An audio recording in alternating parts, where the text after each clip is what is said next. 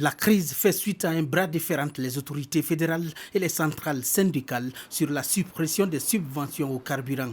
Ces derniers mois, des commerçants indépendants de produits pétroliers se sont livrés à des actes spéculatifs dans le but d'augmenter les prix de l'or noir, provoquant une pénurie artificielle et plongeant la capitale dans une situation de crise généralisée des carburants.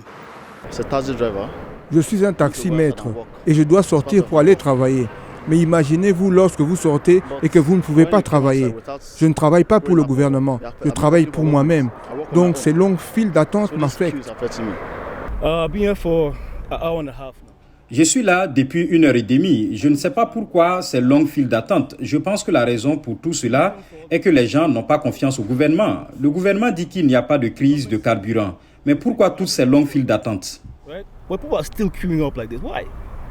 La plupart des stations-service sont fermées à clé, tandis que de longues files d'attente persistent dans les points de vente, des autoroutes et dans des quartiers de la capitale fédérale. Le gouvernement nigérian avait proposé de supprimer des subventions au carburant qui siphonnent chaque année des milliards de dollars des caisses publiques, mais qui permettent aux stations-service de vendre de l'essence à des prix très en dessous pour les Nigérians. La suspension de subventions au carburant pour 18 mois par le gouvernement, c'est cela qui a provoqué cette crise dans les stations-service. Vous voyez, il y a beaucoup de personnes qui vendent le fuel dans la rue. Vous gagnez plus dans la rue que dans les stations-service.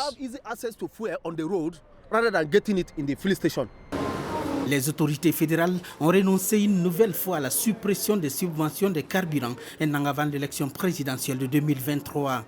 Un sujet qui reste aussi très sensible et donc potentiellement explosif, les Nigérians considérant l'accès au carburant bon marché comme un des rares privilèges qu'ils tirent de leur puissance pétrolière minée par la pauvreté.